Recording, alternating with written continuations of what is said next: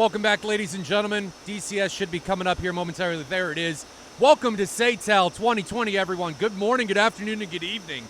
We are here. I am your host, as always, Moltar, and we have first-person cameras coming today.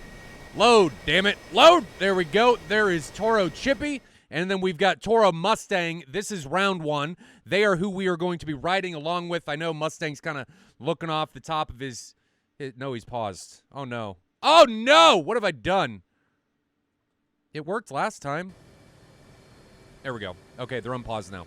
So let's let them catch up. But we got first-person cameras today. Evidently, my auto hotkey scripts don't like to work on the F-18s. But, you know, we'll get it to work. Tomcats should be representing for Golden Crown. So I thought it fitting to showcase the Heat Blur This Means War video. It just felt right. Because Alpha Whiskey's Supercut wasn't working. He was having some issues with updating his version. So we decided to run that. There we go. These guys should be going.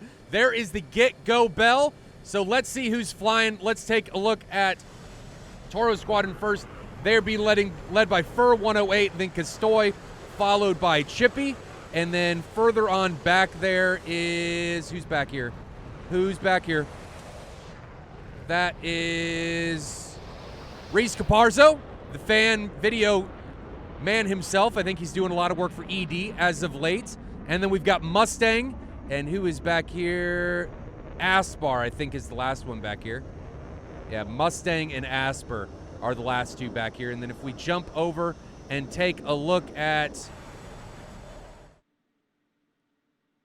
Golden Crown, we have Fuji and Dave in their F-18s to start. Then we have Grippin and Rhino.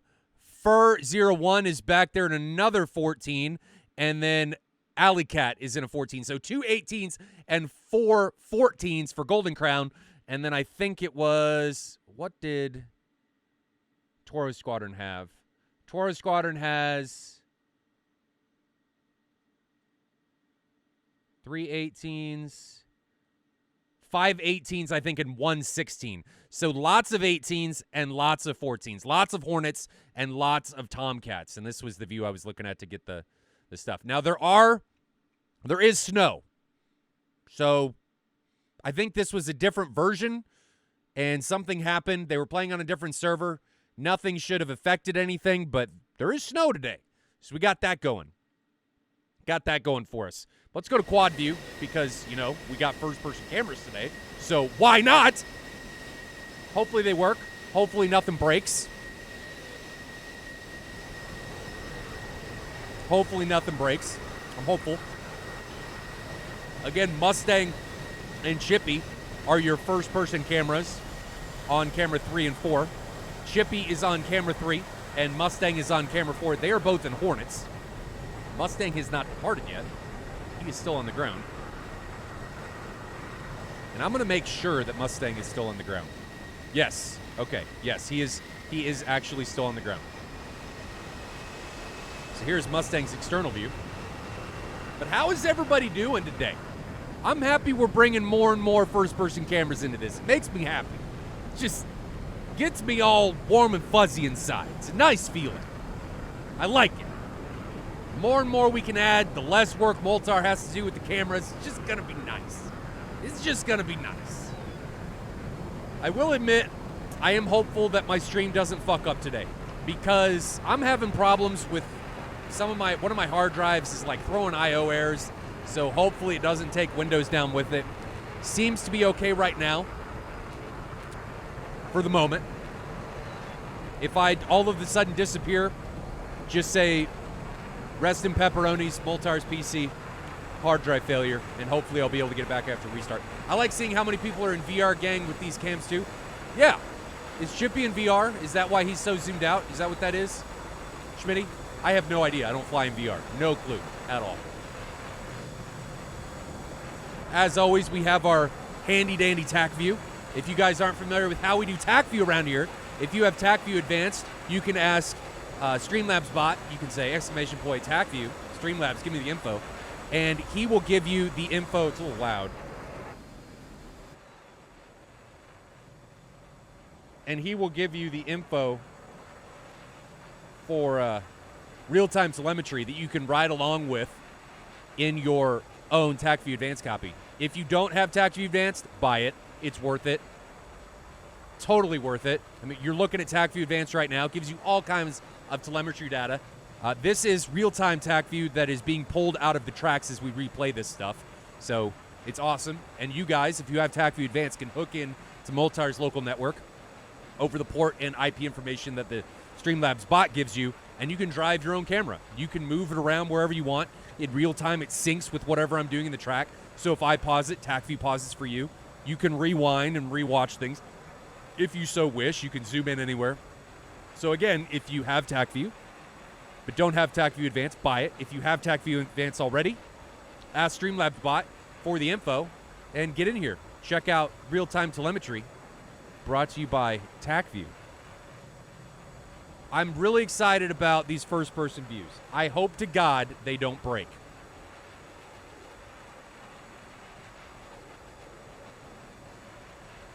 I like the lateral views. You mean like sideways? I do too, but they're hard to drive. It's just tough. So I just try and keep it top down. I think it provides more situational awareness at a quick glance than side view does. But maybe that's just me. And I have no idea if that's actually what you meant. Madman Onion Ring, I am having a great Thursday so far. It's only 10 o'clock in the morning, so not much can get screwed up as of yet. We're going to fast forward because this is a long ingress. So I am going to fast forward here because this is a long way, and I don't want to have to wait. I'm trying to compact these streams, so I feel like waiting 20-some minutes for the ingress to happen just doesn't make a lot of sense. We're going to fast forward and see what we can get. Bypass a lot of this ingress and head into Bullseye because, you know, we've all seen it. We've all seen it a million times. It is something that is part of SATAL, but us as viewers, we don't need to watch it. We have the blessing of watching these things from tracks, so we have fast forward at our fingertips. And I will slow this down as we get closer and closer to Bullseye, or as a missile comes off the rail. Golden Crown is in the south. Toro is up north. Mustang and Chippy did finally take... Not Chippy. Who was that? Castoy? I don't know who departed with Mustang. Asper? I think it was Asper that departed with Mustang. All right, let's slow this down. You did not slow down. There we go. You going to slow down? No, you're not.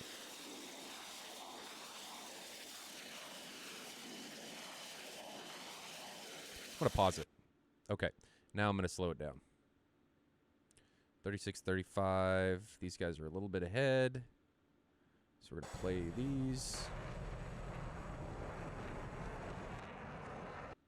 Pause those. Just trying to get everything synced up. There we go. And we are closer, so we are going to hit play and see what happens here. Boom, boom, boom. We are rocking. So Toro Squadron is much closer to Bullseye right now than Golden Crown is. Golden Crown had a delayed departure. They waited coming off of the runway. I'm not sure why. We do have that 20-minute rule now where there's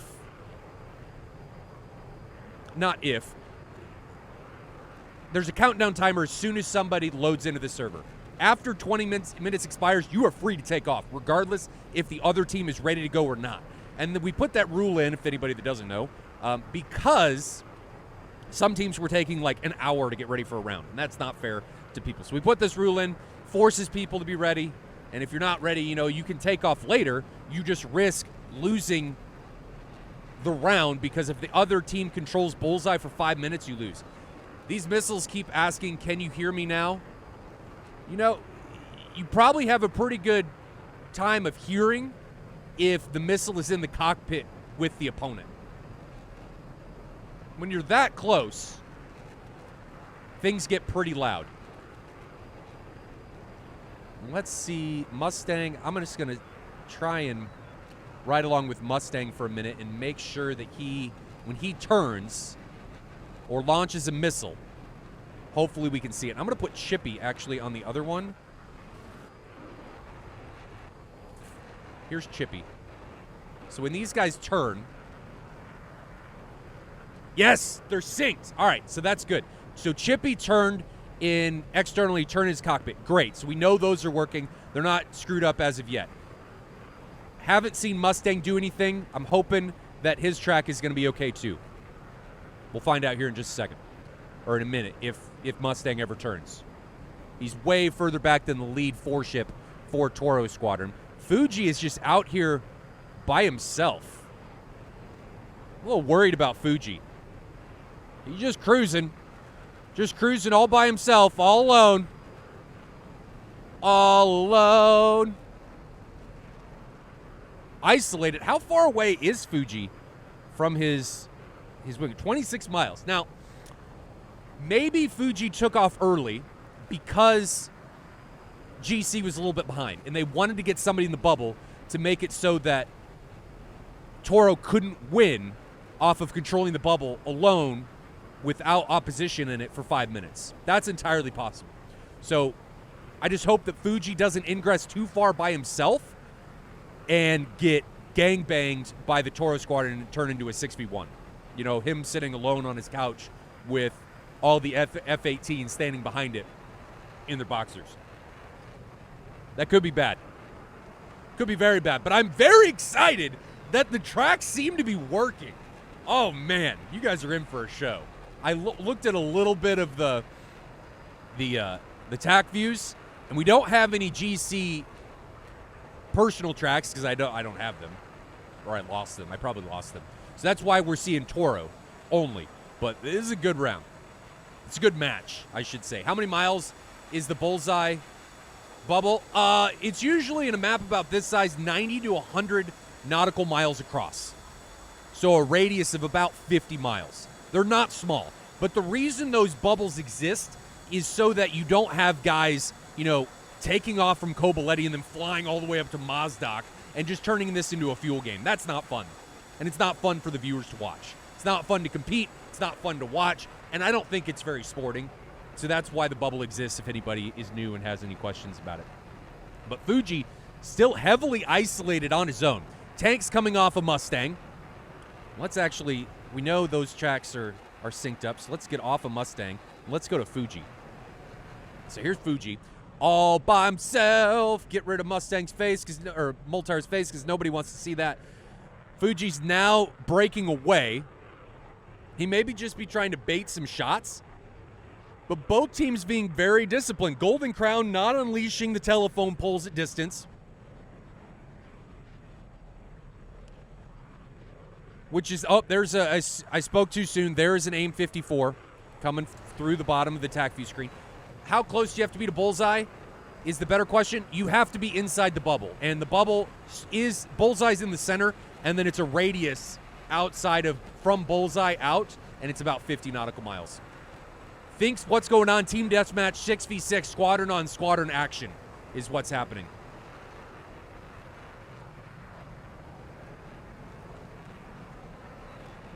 Fuji, no, that's not Fuji. That's the AIM 54 just past him.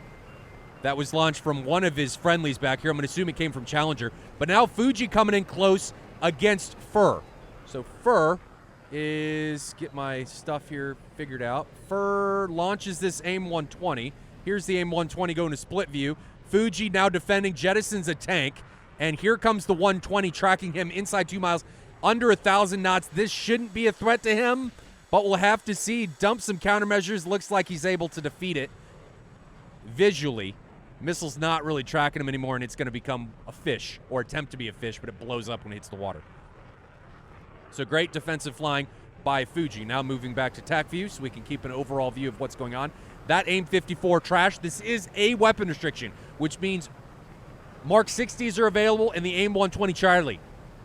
We should not be seeing people firing 54 Charlies or Mark 47s or 120Bs. It should be 120 Charlies and Mark 60s because they're just better. I mean, people can take the worst missiles, but would you? You're at a disadvantage if you do that, so I wouldn't, personally. But Fuji carrying on being aggressive, so let's go back to him. He's carrying on being aggressive, which I like. You know, if you're not aggressive, nothing's going to happen. Toro being much more patient. However, the thing we need to realize is Toro was much earlier to the bubble. So Toro is effectively right over bullseye right now, if you look at where their team is. GC is much further south for the most part. So Toro has the ability to be patient and not be aggressive, whereas GC needs to press in there so that they don't get pushed towards the wall of the bubble or out of the bubble. Because for those of you that are new, if you get pushed out of the bubble, you cannot re-enter. And if you do re-enter, you blow up. So 120 and Mark 60s now being exchanged between Rhino and Mustang. Both of those AIM 54s look like they're on Aspar. Rhino turns around and unsupports those. Aspar is here. Is he going to get hit by that AIM 54? Where is it? I don't see him. There they are. Inside 2 miles. Looks like he was able to defeat those using countermeasures. Is there one close to him? No, those are them. So he gets away from those okay. No problem for him. I was a little worried about his positioning, but let's pause here. Okay, because we need to take a look at what's going over here to the south, and I don't want to miss anything. And this is the advantage that we have with tracks, is we can pause. So Fuji, the aggressive man himself, getting in here with Fur. 120s being launched between both of them. How far away are these guys from each other? 5 miles. But both are defending aggressively. Fuji, he's pretty slow. Mach 0.6. So let's grab him. Here is Fuji. We've seen him before. We're going to hit play now. Is he going to be able to get away from those? In that incoming threat. Where is it? It's somewhere back there. Somewhere. There it is. 0.4 miles. Is it going to run out of juice? He's doing a serpentine. Good job on him to bleed that thing out of its last bit of get up and go. And he does. Fuji able to survive.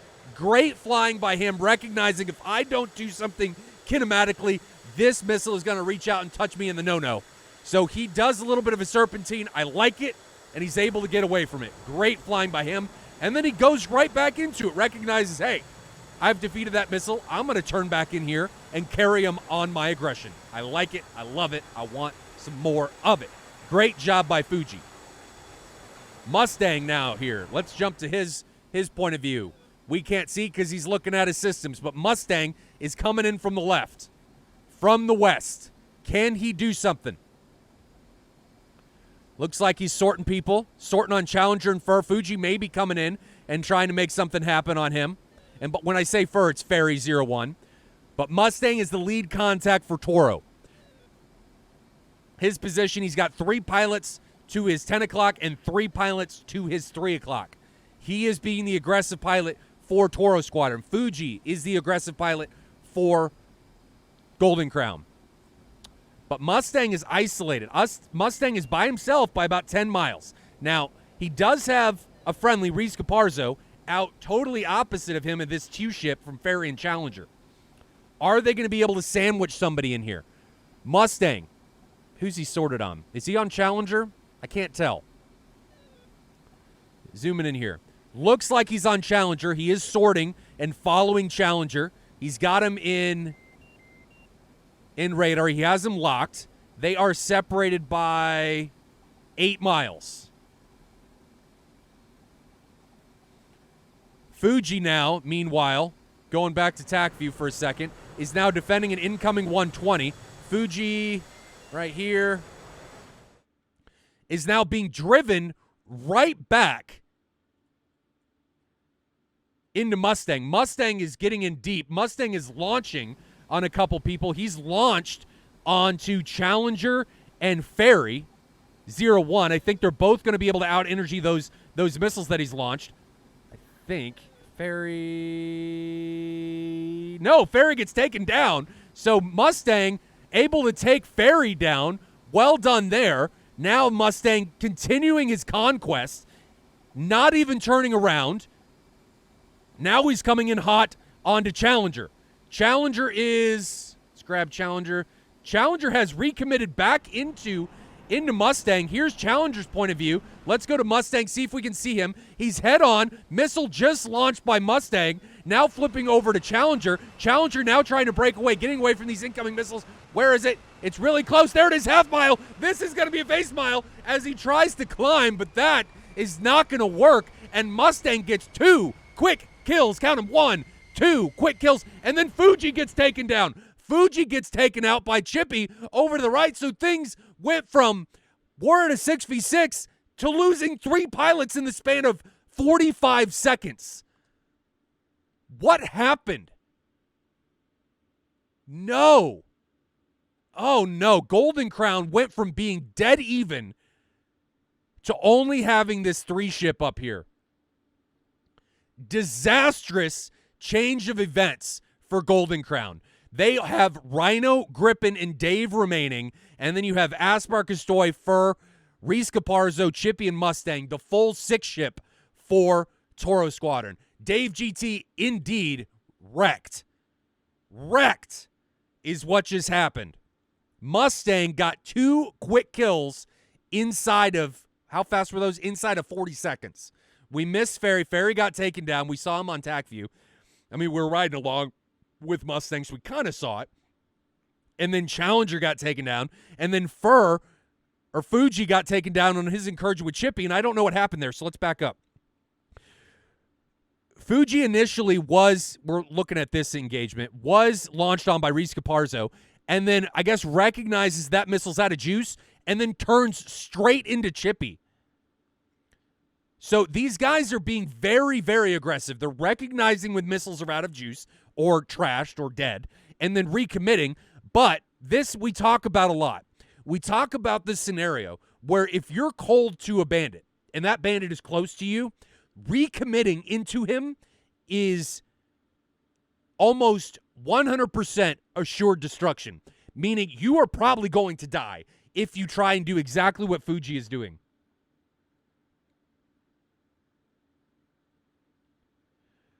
So he recommits, tries to come into Chippy. He's trying to recommit into a bandit that is 4.5 miles away from him.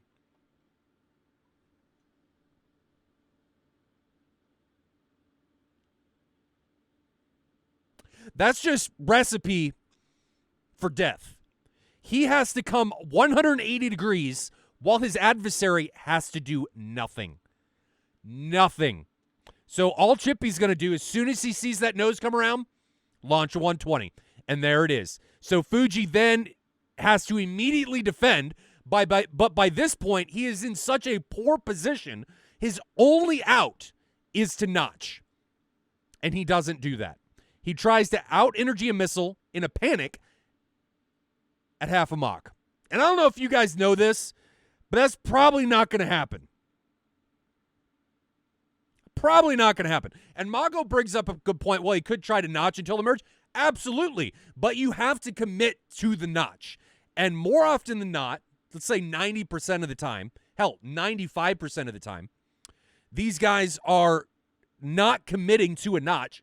Panic sets in, which is, I understand panic setting in. You've got a missile coming in at you, launched from inside 5 miles.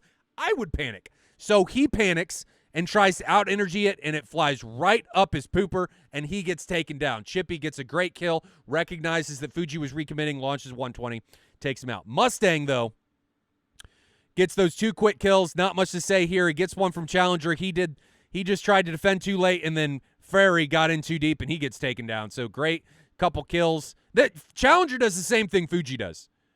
Same thing. Recommits into a close bandit. Mustang puts a missile on him. I mean, Mustang's lucky that Challenger didn't launch on him, but Mustang puts a missile on him, and Challenger's too close to be able to do anything. His only out there, notch. Got to trust that notch, ladies and gentlemen. And Challenger did not, and he gets taken out. So let's move the TAC view back to real time. We are going to go back to hitting play.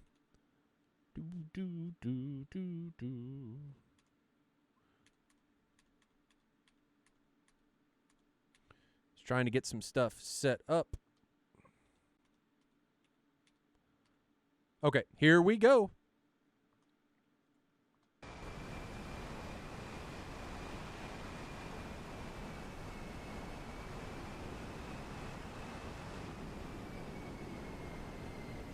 Moving the cameras around.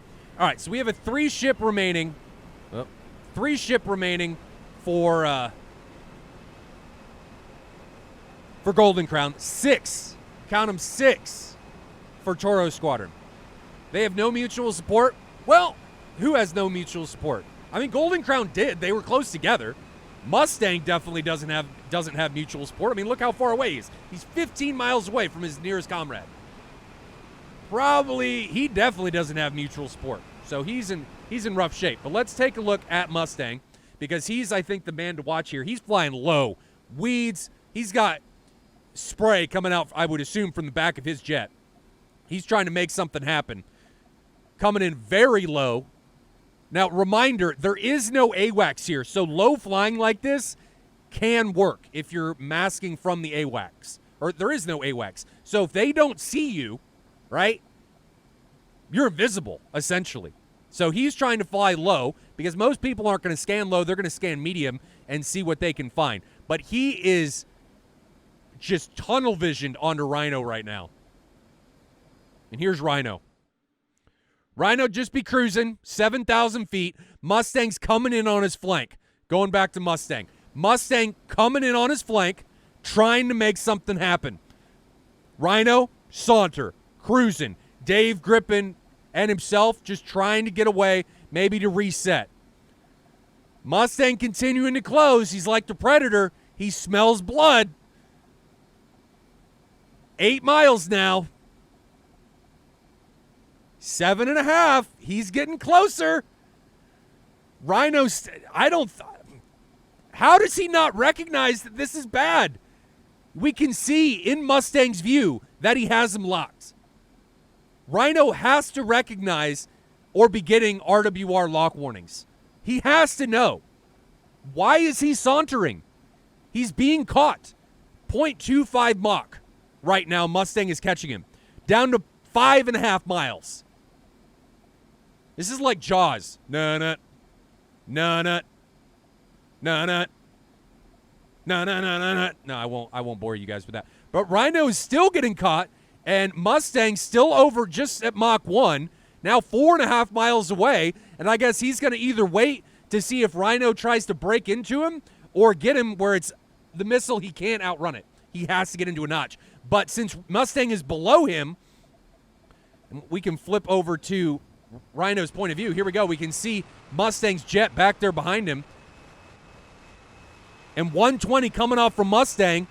Rhino still is, he's defending now. He must know that the gig is up, but I don't think he gets away from this. He's trying to break away from that 120. 1 mile, coming in on a half mile, and the fence pole connects, and Rhino gets taken down. That is the 3rd kill for Mustang. 3rd one. And let's jump back to his view because he is out here all by himself. Now coming in against Grippin. Here's Grippin recommitting. Mustang puts a missile out on him. Here's Mustang's point of view. Mustang's got a missile going on to Grippin. Grippin is now trying to defend. Where is it? It's going to be on his left. And Grippin gets hit. That's the 4th kill for Mustang. Mustang got his first kill and then said, I'm not slowing down. Continued on his march, his rampage, and just made things happen for the Toro Squadron side.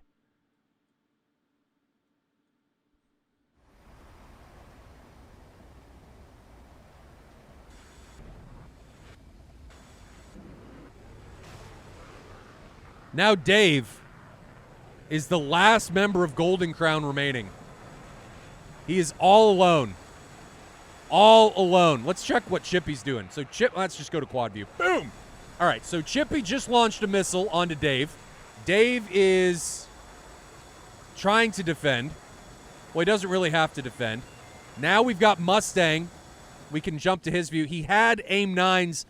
Now you can hear his aim 9 tone going on because he's got Dave locked up. I'm going to assume Mustang doesn't have any 120s left. No, he doesn't. He just has the aim 9s. That's why we're getting the tone from him. Chippy has... What does Chippy have? Chippy has 3 120s, and 2 AIM-9s. So Chippy's got some radar-guided missiles left. But Mustang and him are leading the charge. Coming in against Dave. Poor Dave. Poor Dave. Dave's in trouble. Dave here on camera 2 thought about recommitting against Mustang and Chippy. Then he broke away. 120 now, a mile and a half away from his position. I think he's going to be able to get away from that one. Chippy broke away. Mustang continues on. But Mustang doesn't have any long pokey sticks left. He only has AIM-9s.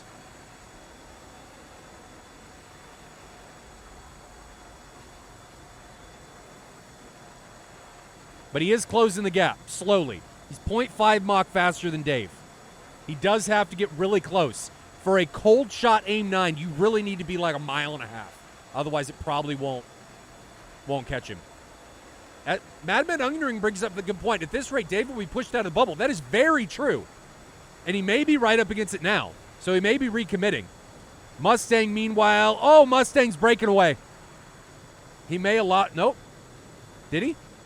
He may have lost lock. Or Kastoy broke him off. So let's go to Kastoy. Kastoy is now the next hot contact. Kastoy launches a 120. There it goes, 8 miles away from Dave. And Dave is now turning head on into this. Dave may be like, I don't care. This needs to end. Launches a 120 on Kastoy. Mile and a half, though. He needs to do something, and he's not getting away from this as it flies right into the fuselage of his aircraft. And Dave is no more as Dave's aircraft is in pieces, and it falls to the ocean surface and is now down with the fish. A sunken wreck. TORO Squadron dominates that round, and Dave says it right. No, Dave! As he gets taken down. TORO Squadron loses no one. No one. And eradicate the entire Golden Crown side. Man. Not a great start for Golden Crown. Not a great start at all.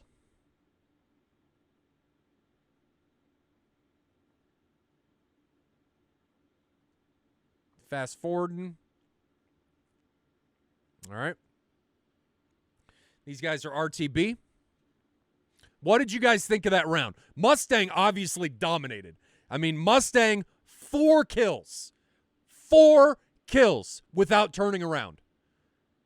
And I honestly think he probably could have got Dave if he had better weapons management. But when you get 4 kills, I can't really question your weapons management. You did pretty well. Green or go home? Yes. You definitely need to be scanning the entire altitude range when you don't have AWACS. Totally true. GC needs to turn in for gold. In the gold for a lead crown. For a lead crown. Sorry. I think they did well. I think what cost them was the lack of situational awareness without AWACS. Mustang just took advantage of it, flew low, came in, snuck in, and got 4 quick kills. And AIM 120 wielders are going to have a much higher advantage in a no AWACS situation. And frankly, anything with PPLI is going to have a huge advantage. Tomcats don't do well without AWACS. So I'm not sure why we went that route of not having AWACS. That was a little interesting. But we're going home with Kastoy. He regroups with everybody. We are on plus 10 as these guys RTB. They are almost back to a Napa up here.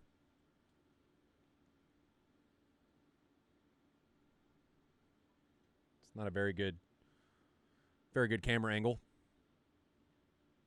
Now turning finals for home, and I don't think they're going to have any issues making it back.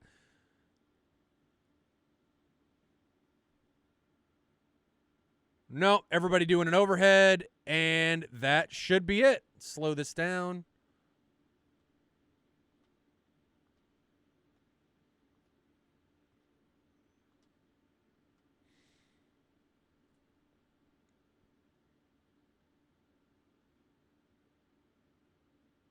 Yeah, these guys are already putting down. So what's going to happen now, ladies and gentlemen, as Toro clinches out that round, is I'm going to send you guys now to the supercut here in just a moment as I grab it from Alpha Whiskey.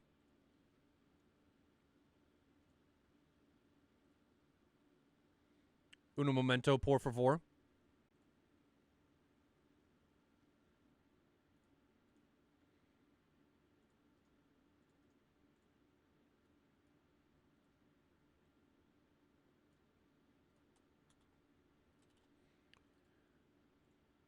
All right, so I'm going to send you guys to the supercut. I'm going to get everything set up back for round 2. It may take me a little bit longer because we do have the first-person cameras, and they take a little bit longer to get ready to go. So there may be a little bit of a be right back screen, but when we get back and we're back in here, round 2 will be taken off between Golden Crown and Toro Squadron. Toro Squadron obliterates Golden Crown here in round 1. Will Golden Crown be able to come back? Welcome back, ladies and gentlemen. I took the liberty to fast forward a little bit so we could get through the takeoff and stuff because this is a long ingress. So I fast forwarded. We do have first-person cockpits again. We are with Reese Caparza right now in his F-16, and then we have Chippy over here in another Hornet. We saw Chippy last round. Thought we'd give him another go here in round 2. So Reese Caparza is the new one. Those are the 2 first-person cameras we got going right now. We will have more and more first-person cameras going as the season continues to come to a close. We've got many more coming from rounds in January. That's when teams were required to submit them to a Google Drive repo, so it should help quite a bit. It is nice to see these guys with head movements. It's really cool to be able to ride along with them in the cockpit. Not always great for seeing where the missiles go and stuff, but, you know, it's fun to be able to ride along with them. But that's why we have third-person cameras. That's good plot.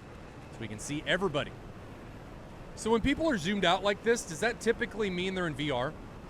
Is that typically what it is? When we see tracks like that, like on Chippies? I'm assuming they don't fly like this. I see that rocking, so I'm assuming that's VR too. At least that's my prediction, anyway.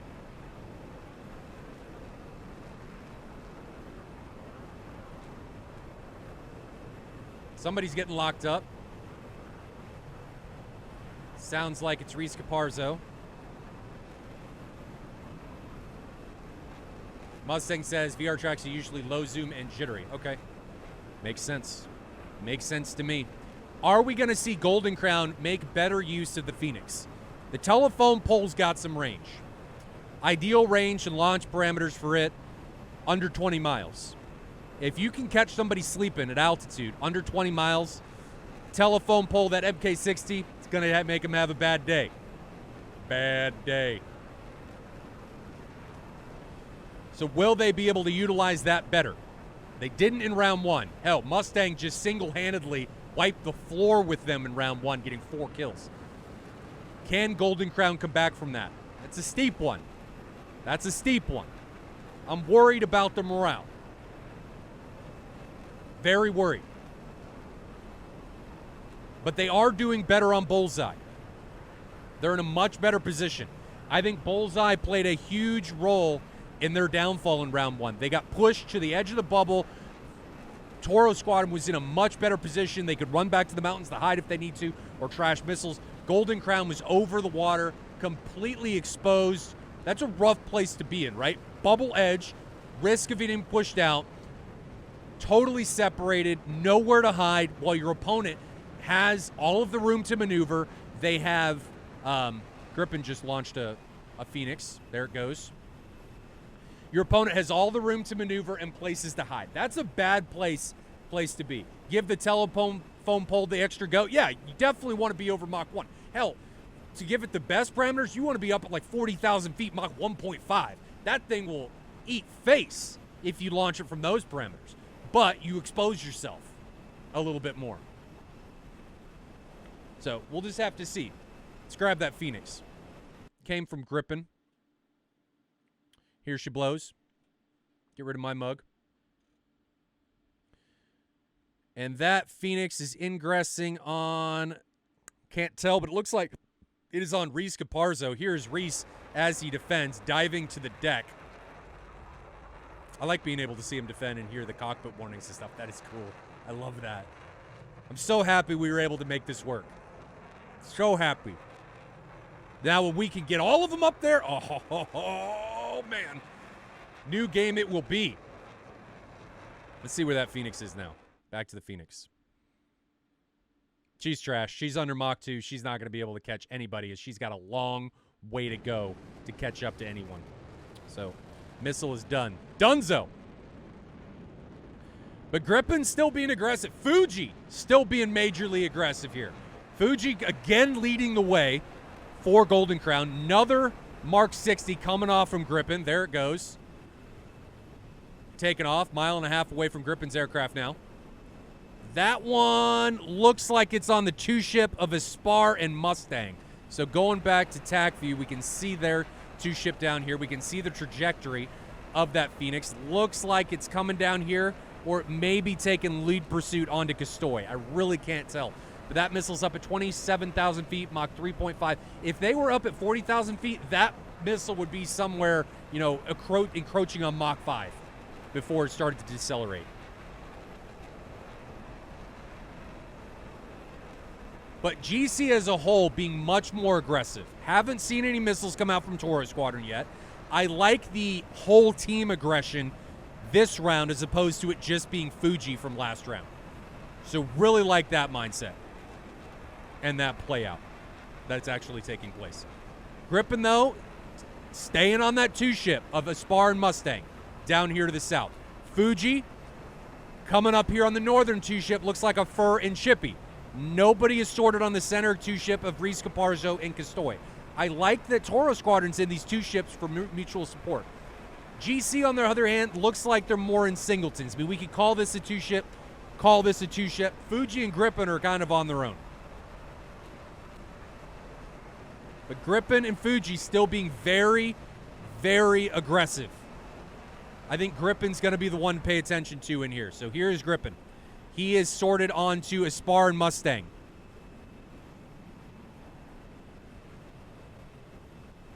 He may be trying to make Aspar and Mustang think that he doesn't see them. He's coming into their nose. Not sure what his game plan is right now. He's in a saunter. He's not in gate. Just cruising. He should have 2 Phoenixes left. Yep, 2 Phoenixes and 4 AIM-9s. How far away is he? Oh, crap. Let's pause that. I got a little bit ahead. This one's way ahead. Sorry, guys. Got to fix cameras. I pushed the wrong button.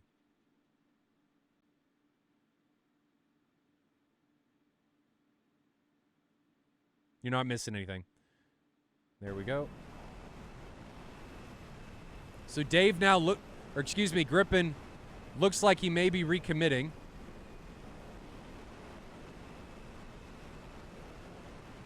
There we go. Now we're not evened up. What the hell happened? Why are you down at... Sometimes, Moltar, I wonder how you even function.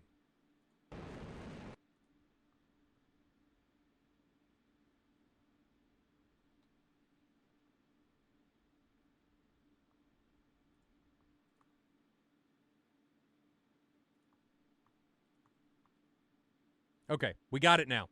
I fixed it. Sorry, had to fix some stuff. I think I got it. Monk dropping the gifted sub. Sorry, I missed that one. 2 of them. 1 to Edelstoff and 1 to Solo Wing. Thank you very much, brother. And then threw 100 bits at my face.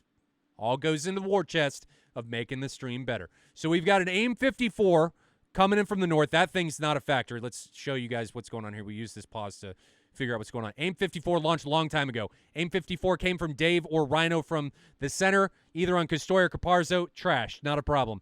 Then we've got this AIM-54 up here to the north. Looks like it's on Chippy. No, it's 120. Looks like it's on Chippy. That thing is from 10 miles, not a factor. So I still think the fight is here. 25-mile separation between Grippen and Mustang and Aspar. Grippen has all the advantage in this one. He's got the longer stick. He still has him on his jet. Let's go. So here we go. Riding along with Gripen. Head-to-head with Mustang and a spar. There goes an AIM-54. We can see it come off his aircraft. There it goes. That means we need to switch to it. Because this, my good friends, is a very, very dangerous shot. Motoring away. Up through Mach 3. Mach 3.5 now. It is on a spar. Let's go to split screen so we can see a spar if he's going to defend. A spar is at 4,000 feet. He may get caught with his pants down here, ladies and gentlemen. He is flying now head on into the missile. It's like flying in oncoming traffic into a dump truck. That thing is not going to stop. It is not something that you want to play chicken with. It is still 1,500 knots and cruising. A spar now defending too late. Half mile, face mile, a spar taken out. And he just didn't defend aggressively at all and gets taken down. Great shot by Gripen there. Great shot. Love it. Pursued in there. Didn't get in too deep.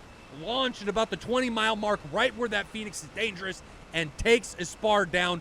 Now he has this two-ship up north of three-ship, Challenger Dave and Rhino coming in to help him out. But Dave, what are you doing? Dave, why? Why are you launching on your friend?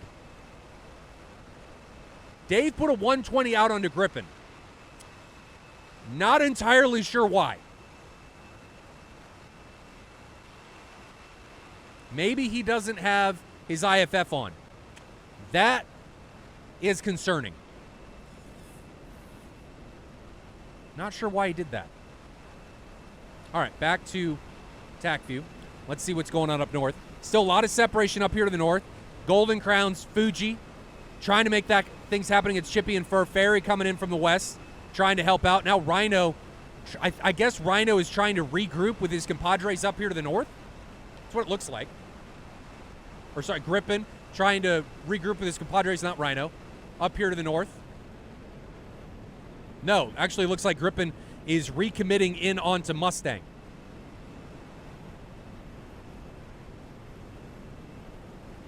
Fuji now up here.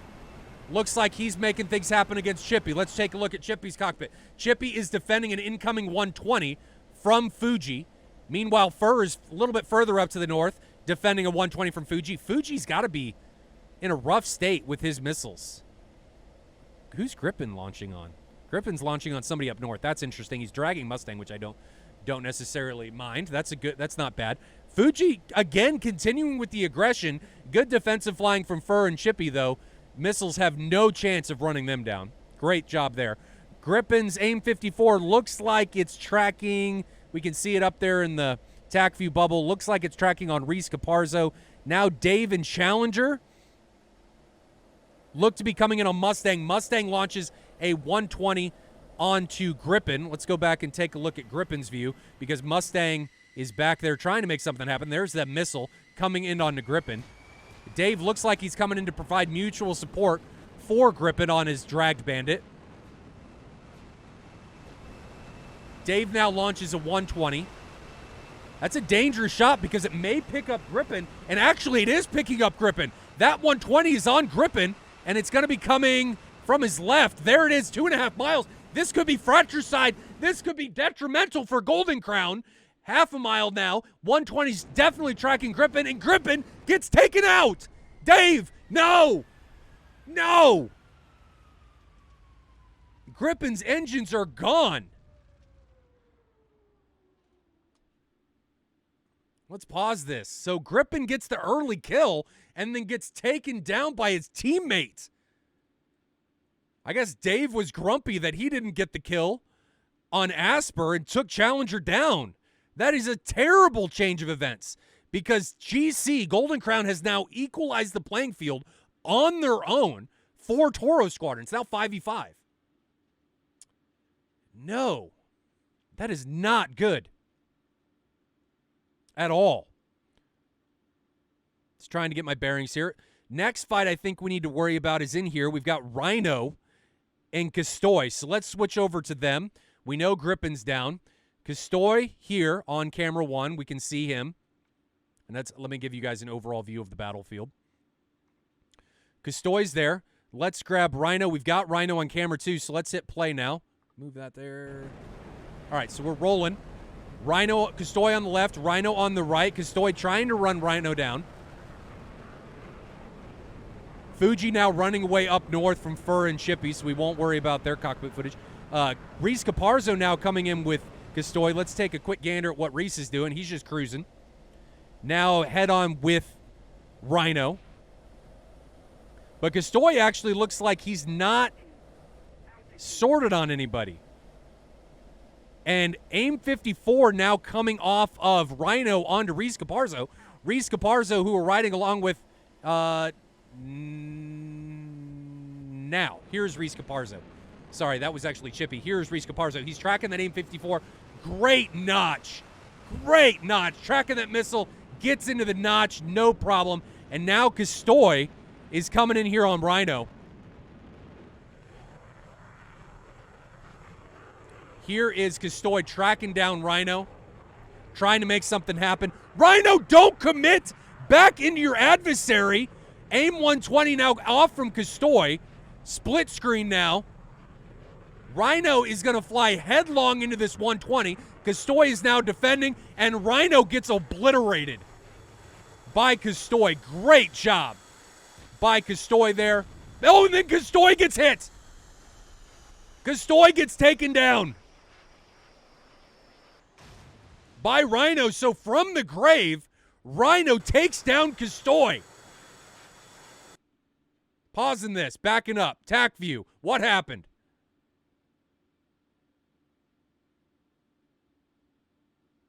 No, it wasn't Rhino. It was Challenger. Challenger took down Custoy off an AIM 54 from the south.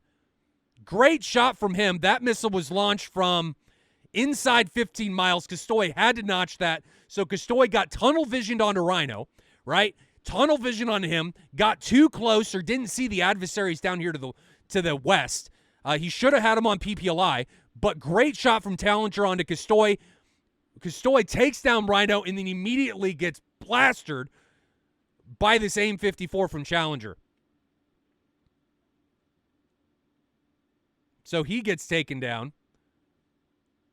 No, I was wrong again. It wasn't. It was an AIM 9. So Rhino got an AIM 9 off right before he died. I mean, as the missile hit, Rhino got one off.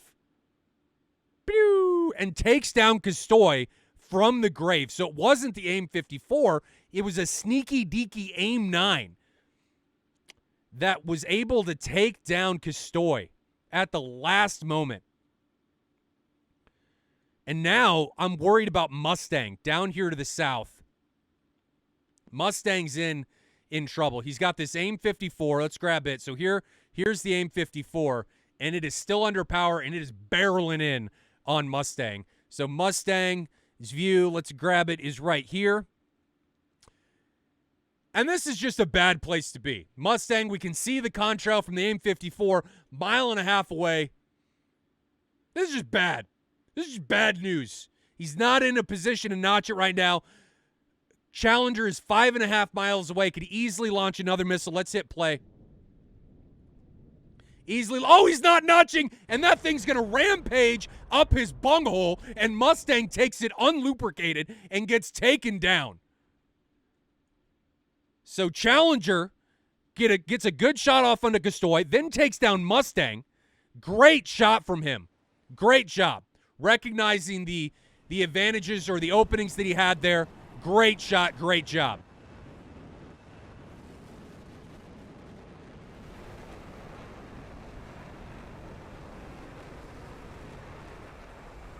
What just happened? Challenger has now launched an AIM 54 onto a friendly. I guess he broke off immediately. Maybe he was trying to break lock, but that looks like it's going on Ferry. Here's the AIM 54. Still under power. Ferry is 4 miles ahead, and GC is killing themselves. If this hits, this will be terrible. Ferry now trying to break in front of it, but that's not going to do it, and he takes one right through the dome, through the canopy. Ferry gets taken down in a second fratricide from Golden Crown. So they've gone from being a pilot up to equalizing this at 3 apiece on their own. Check out what Reese Caparzo's here doing now. Reese Caparzo recommitting. He's got Fur friendly out in front of him. Let me zoom in here on the TAC view so we can get a better view. So Reese Caparzo's right here on the TAC view, being led by Fur. Fuji is the closest adversary. He's coming. Looks like Reese is sorted on Challenger. Here's Challenger, flying low on the water. I don't think Challenger has any AIM-54s left. No, he has 4 AIM-9s. No long boomsticks coming in. Back to Reese Caparzo. Reese is now solely on Challenger from the north. 120 now coming from Reese Caparzo. On to Challenger. Challenger needs to defend this. He is now defending. Where's the AIM-54? 5 miles away. Is he going to be able to out-energy this? It looks like it. He's breaking full cold now. Missile is 3 miles behind him. No! Challenger! Why are you breaking back into that? Oh, he notched it. Okay, he was able to get away from it. That missile flies harmlessly over his head. So Reese Caparzo now, meanwhile, is breaking back in. Head-to-head incursion unfolding between Reese Caparzo and Challenger. Reese Caparzo puts a 120 out off on the lock on a Challenger. Challenger gets the missile warning, doesn't have anything to respond with. On to Reese Caparzo. 120 mile away now. Challenger needs to notch it, but he's not. He's going to try to out-energy it, and that takes Challenger down. So GC on the back of their 2 fratricides has allowed TORO Squadron to come into this and take the lead. TORO Squadron is now up a pilot, 3-2. And we need to take a look at Dave. Pause. Okay, we need to take a look at Dave. Dave launching a 120 against Fur. So Fur is down low. Let me get split screen because I think this is split screen worthy. Fur is down low here. So here's Fur. And there's Dave. Split screen right at you. All right, let's hit play. See how this is going to go. Boom, boom, boom. There we go. So Fur launches a 120 on Dave. Fur needs to defend, and he doesn't. He just recommits into that 120 from Dave, and Dave takes him down. So now Dave is able to equalize the playing field at 2 pilots apiece. Chippy is now committed into Dave. So Chippy sees Dave off his nose. 120's being exchanged between the 2. And I think they're too close. Chippy! No! Chippy! Is he going to? No! Chippy gets taken down. So that ends in a trade. Pause again. So that ends up in a trade. And we are now down to a 1v1. Fuji against Reese Caparzo. And I need to undo Reese's camera because it got a little bit behind. Give me a second, guys. One moment.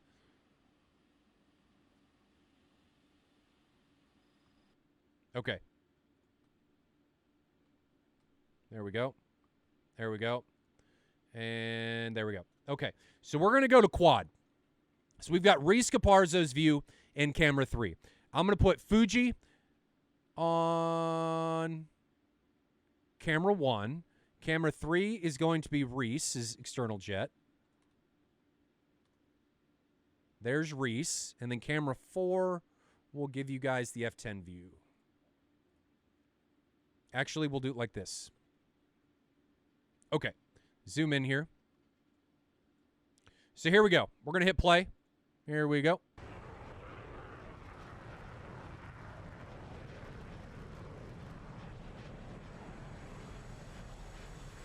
All right, so we've got Fuji and Reese Caparzo in a 1v1 situation. They're not committed to each other.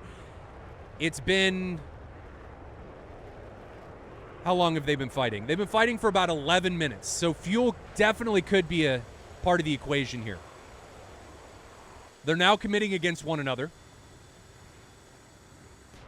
Fuji head-on with Reese Caparzo. 120 now launched from Reese Caparzo. Fuji full defend. Is that missile a threat? It's got potential. Well, no. Fuji is just going to outrun that. So 120. Would have liked to see Reese wait a bit longer. Reese still has a 120. The question is, does Reese have the fuel needed to be able to run Fuji down? And is Fuji going to commit into him? Reese is still trying to run him down. Fuji full cold. They are the only two pilots remaining. Next 120 coming from Reese Caparzo. That was launched from 6 miles. Not a huge fan of that missile. 1.5 miles in trail of Fuji's that 120. Excuse me, that's the dead one. Here's the onslaught one that's still got some juice left. 1.5 miles now. Coming up on 1 mile. Fuji, I think, recognizes that he's not going to have a problem getting away from it. Fuji does not have a 120. Yes, he does. He has 1 and 2 AIM-9s. But Reese Caparzo has no missiles left. He is out. And he has turned away. So is Fuji going to commit? Is Fuji going to try and make something happen? Fuji's got the AIM-120. He's still got a fuel tank. He needs to get rid of that. And he's got 2 AIM-9s. Reese Caparzo has nothing. He has his M61, and that is it. Fuji actually is not looking to recommit here. Are these guys just going to turn this into a fuel game? They're 7 miles apart and growing.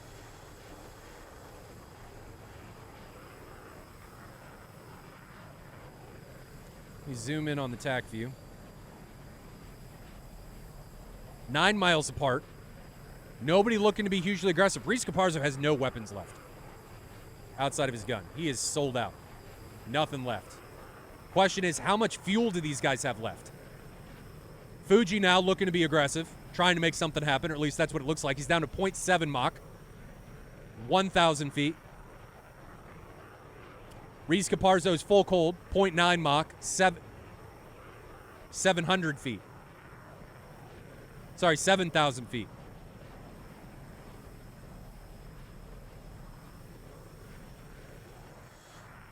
$12 miles now separate these guys because Reese Caparzo is just running away from Fuji. I guess Reese is going to try to turn this into a fuel game.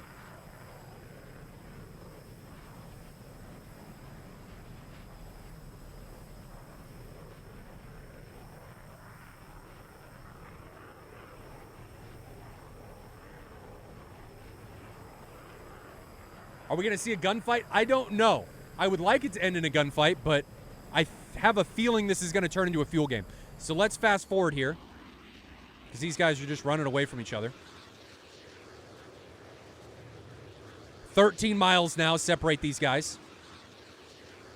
And Reese Caparzo, it looks like, is just keeping his distance.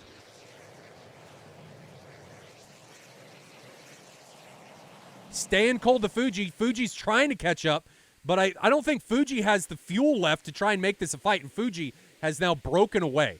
So this is going to be a full-on fuel game. Who is going to be able to out-fuel the other? Oh, nope. We may be seeing something.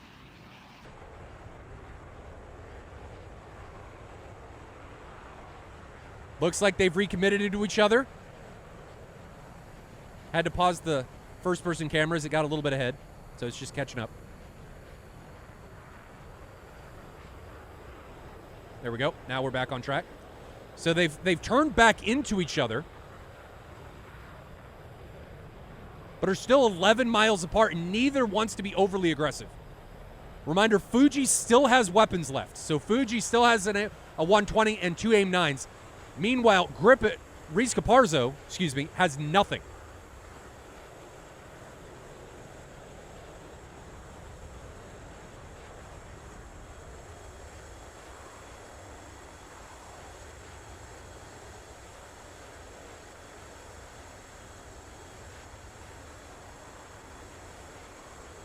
Reese is now down to 0.4 Mach, so he's really got to be hurting on the fuel.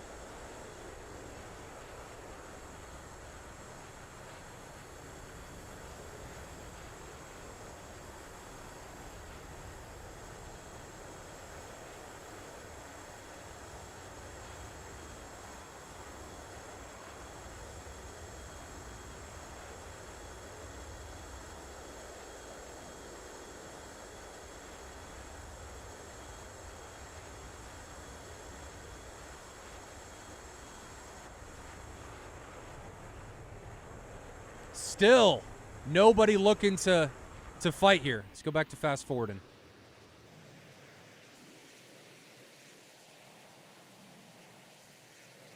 So you guys are betting on the F-18, huh? The F-16's fuel efficient.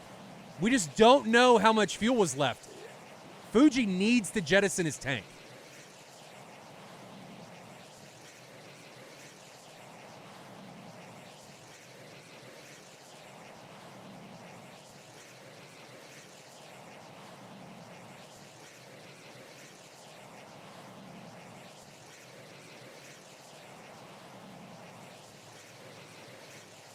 Thought these guys were going to commit, but they both broke away. Nobody wants to get into this. Both down to half a Mach. Fuji's now up to 0.7. So Reese Caparzo's doing a better job of managing his fuel state, staying right around half a Mach. Fuji bounces up, now recognizes that he needed to get rid of that tank.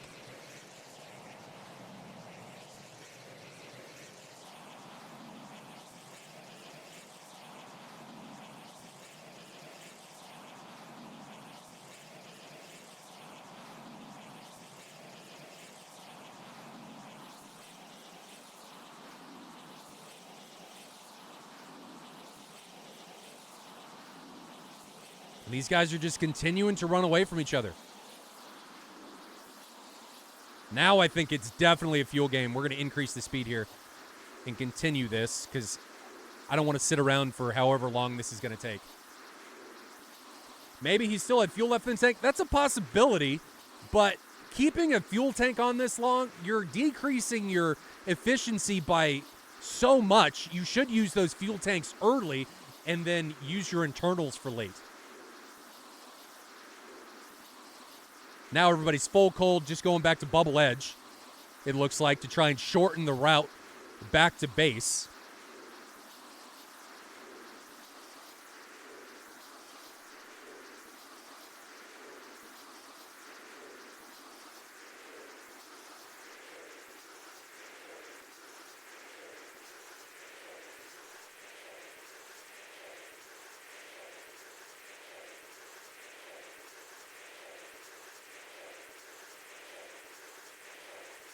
Still nobody wanted to ingress. This is definitely a fuel game. And Fuji is very, very slow.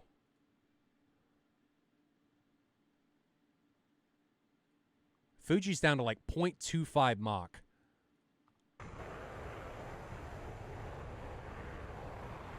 Yeah, Fuji, I think, is about ready to run out of fuel.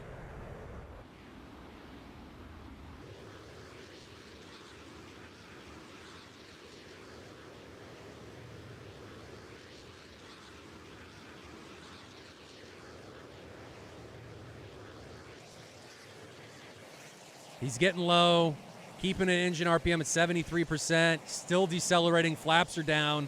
Yeah, Fuji's going to go into the drink here really soon. There go a couple aim 9s.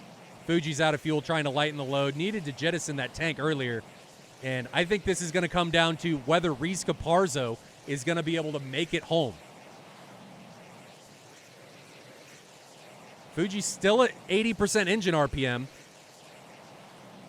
Trying to stay in the air for as long as possible. And there goes his fuel. He's going to go in the drink because the F-18 doesn't glide at all. At all. So now, let's go to Reese's view and see if he's able to make it home.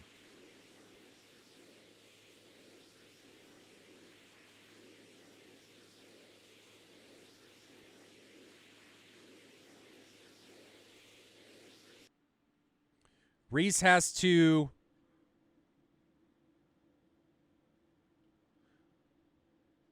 How far does Reese have to fly?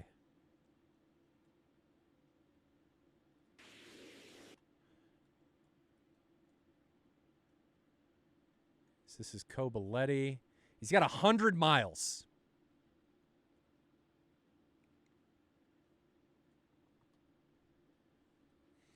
Is he going to be able to make it?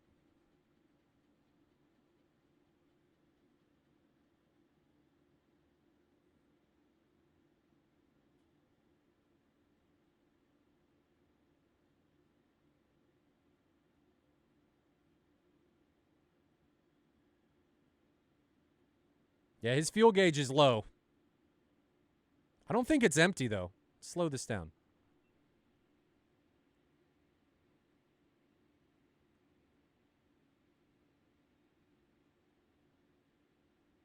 I can't see it. Can you guys see it?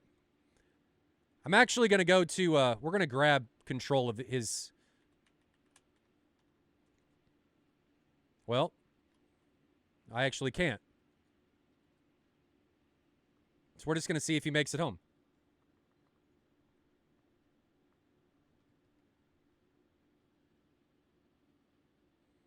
They did waste a lot of time low altitude, but Hawk, you got to remember, they didn't know if the other guy had fuel or not. So you can't just go up to high altitude when you don't have a lot of fuel and hope that the other guy has less than you. I think they were just trying to play hide and seek, and that was the decision that they both made. Frankly, they're both lucky that the other one decided to do the same thing. So it looks like he's actually going to be able to make it home. There's Coboletti. He's got his brakes out. Is he going for overhead?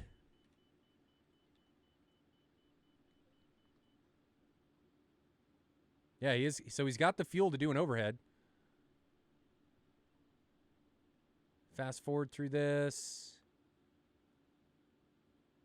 I think he's got it. I think he's got this.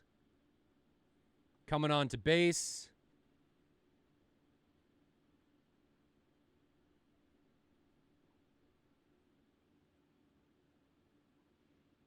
Fur, that's correct. You don't have to wait 5 minutes because you control the bubble. If everybody's dead. And they don't have anybody. Let me put it this way. If the guy has left the bubble and you kill the last one in it, yes. But your opponent has to leave in order for that to be a factor. If he never entered and you kill the last opponent, you have to wait because he could still enter the bubble, if you get what I mean.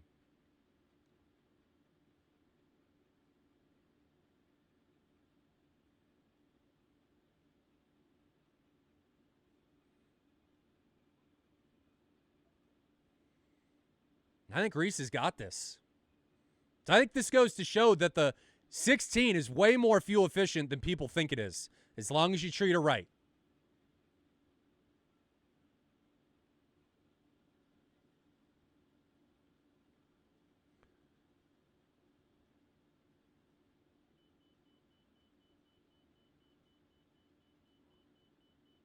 So they were playing fuel games for over 30 minutes. It's how long that fuel game went on. That's a long time. But Reese is going to close it out. Comes right in on center line. Vicious, no. It definitely did not help that they TK'd two of their own guys. That's definitely a problem. But Reese is able to put it down and close out the matchup, taking it 2-0 over Golden Crown. Get my face back in here.